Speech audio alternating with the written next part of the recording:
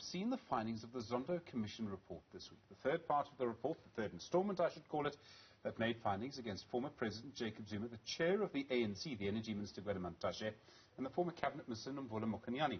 The report says all three of them received money or a gratification from BOSASA, and that this was part of a corrupt modus operandi, method of operating by BOSASA.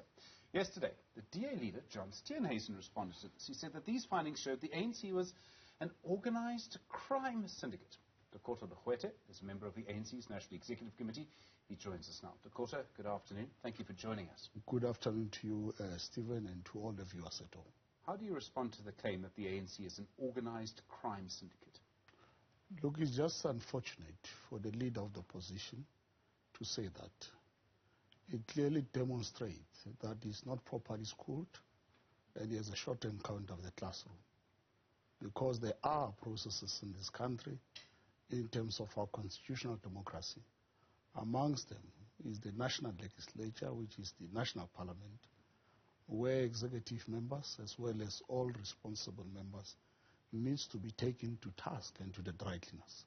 But secondly is that all members of parliament, including himself, have taken an oath that they solemnly declare to all and sundry and to all South Africans to be faithful to the Republic of South Africa, to obey, respect, defend, and uphold the Constitution and all laws of the Republic, including ensuring that they do and perform their responsibilities to the best of their ability. And when they close in that particular oath, they say, I solemnly promise conscientiously to do my duties and perform them to the best of my ability. So he needs to be faithful to the Republic. If he thinks that there is a crime syndicate in the ANC, he must not be complicit because he becomes an accomplice to a crime or corruption. He needs to report us in line with PRICA Act in terms of Section 34 because it's required of every public office bearer not to be complicit to a crime. So if Mr. Steenhuisen has any evidence against the ANC, he needs to bring it up. But I can tell you, actually, he's not properly schooled in understanding state governance and administration and how it works. I think you might find it's a challenge he's happy to accept to go to a police station and lay a charge. Yes. You say he's broken his oath of office that he swore as a member of parliament. President Jacob Zuma swore an oath of office as president and was found by the Constitutional Court to have broken it over in Kandla. The ANC didn't act against him then. Gwede Mantashe swore an oath of office which it appears he might have broken before he even took the oath. He took money from BOSASA and then said that he would obey the oath of office when he became a member of parliament before he became the energy minister. Nomvula Mokonyane was a member of parliament and a cabinet minister. She would have taken that same oath twice, once to become an MP and then to become a cabinet minister. She would have done that several times. She received money from BOSASA. Look, as the ANC, we only act when the proper time arrives. As it is now, it's an outcome of the report of the Zondo Commission, which as the ANC we welcome. We took a resolution in our 54th National Conference in Nazareth to come up with such a commission after we realized that there is malfeasance as well as corruption within the administration and the state, and we offered to bring this particular commission. And this particular commission, so far, it has done its work. We welcome that particular work, including the third part of the report. And what happens is that the NEC decision of the ANC stands against our members and all of us as the leaders of the ANC, that whoever is charged will have to step aside. Secondly, is that whoever there are serious allegations about, that particular comrade will have to approach the Integrity Commission, or the Integrity Commission can summon him. As it is the case now, the Commission report, it stands, but it's still a speculative evidence which still has to be tested by the law enforcement agencies through a proper investigation. Charges must be brought in where there is a prima facie case. Prosecution must be undertaken so that proper sentences can be meted against our members if they are found to be on the wrong side of the law. But as it is the case now, it is still early to jump the gun. So you're the same ANC that you were 15 years ago. Someone is innocent until proven guilty, which is exactly what you said about Jacob Zuma at the time. How did that end for the ANC? How do you think this is going to end in 2024? Look, to be honest, we are not the same ANC. We have made decisions. For instance, the conference resolution to bring about the Zondo Commission. We have made a point that we bring guidelines on the step aside, that any one of us who's charged, in particular for malfeasance and corruption or any serious crime, must step aside. We have brought in the Integrity Commission, and we have allowed ourselves to be subject to the rule of law, because none of us is untouchable. All of us are subject to the Constitution and all the laws of the Republic. Okay, let me put the thing in a broader context, because I think this is important. I understand the technical argument that you must wait for someone to be charged criminally.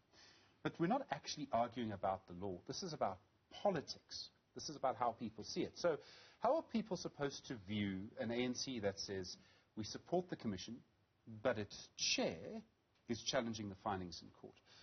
What are we supposed to think of an ANC where someone like Nomvula Mokonyane receives money from Bosasa? You say it's a speculative commission. This was a proper formal commission. There was evidence for and against. She testified in response.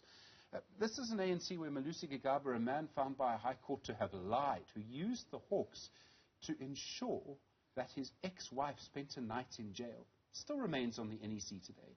Zweli Mkhize resigns as health minister in disgrace over digital vibes, remains on the NEC today. How can we believe that the ANC is renewing itself?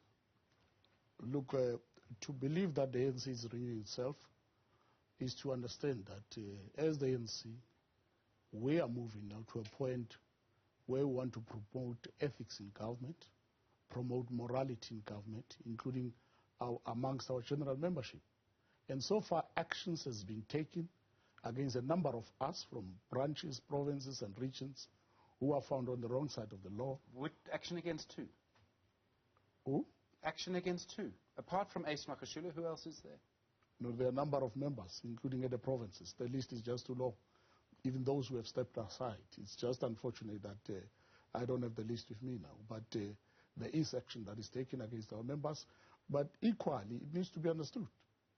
Gwede Mantashe can take the report for a judicial review if he feels aggrieved, because that is within the Bill of Rights, Chapter 2 of the Constitution. So it's not like we are saying, as the ANC, people must take the report for review. What we are saying is that aggrieved members can, out of their own individual prerogative, do that because they reserve their rights. But as the ANC will not assist them to do that, what will await is, once they are charged formally, will then invoke the NEC decision to act against them. So once again, we've got to wait for the NPA.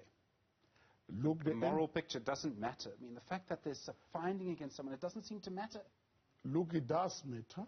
There is action that is being taken. So we can't jump the gun, because there is Criminal Procedure Act which clearly stipulates how processes need to be undertaken against anybody who criminal allegations are brought against. So that we don't want also the NPA to act haphazardly and end up losing cases because they did not follow procedure. We would want them to follow procedure so that they have a strong case against any one of us, including myself, if there's a case. But it cannot be that things are done haphazardly just because somebody, a certain Mr. Steenhuisen, and want them to be done now. There is procedure in this country, there is constitution, there are laws, and all of us are expected to uphold and respect. There was an announcement today, there was a press conference, there was a National Working Committee meeting. You were part of it, I presume, as a member. Yes. Both in Mpumalanga and the Eastern Cape, their provincial structures have been disbanded. Now, as I understand, it's because their mandates have run out. But Mpumalanga is due to have a conference very soon. I presume Eastern Cape also due to have a conference very soon. Particularly in Mpumalanga, there's been violence at regional conferences. How worried are you that that conference may not actually happen and happen in a peaceful way? Yeah, look, as the ANC, we must say it categorically clear that we condemn any act of violence and criminality in our meetings. We condemn all structures that promote that by their inaction to act against such members, because any RSC, any PC has the authority in terms of the constitution of the ANC, Rule 25, to take actions against such criminal elements, because I can't call them comrades. These are pure criminal elements. Now, Mpumalanga and the Eastern Cape, they are due for a conference. Already there was a roadmap that was there from the predecessor PECs, but at the same time, we had to respect the outcomes of the Ace Magashule and Ramakatsa case of 2012, wherein a PEC, whose mandate lapsed, presided over a conference, and that conference, through a court order, was declared null and void and of no force, and it had to be redone. So we don't want to repeat the same mistake. We are a governing party. We have to respect the rule of law. Court orders are binding, and they must be respected by all and sundry, including ourselves as the governing party. And that's why we had to get PECs disbanded. But Mpumalanga, for instance, their threshold of 70% is 280 branches, and I think they are standing at 300. So it means they are ready to go to a conference anytime. Eastern Cape, the same. They've set up a date before the end of March, so they will be going. So we are left with Northwest and Western Cape that we have given up until the end of March. Those particular IPCs in those provinces, if they do not roll up their sleeves and put a shoulder to the wheels, we'll be left with no option but to beat them up or either even to disband them. Dakota Legoete, I really appreciate the time. It's fascinating. There are 2 Ramakatsa Free State ANC judgments in the Constitutional Court, and they're different Ramakatsas. Yes, yeah, 2 Ramakatsas. The first one of 2012. Quite a family. Yes. Dakota Legoete is a member of the National Executive Committee of the ANC and a member of the National Working Committee. Dakota, thank you.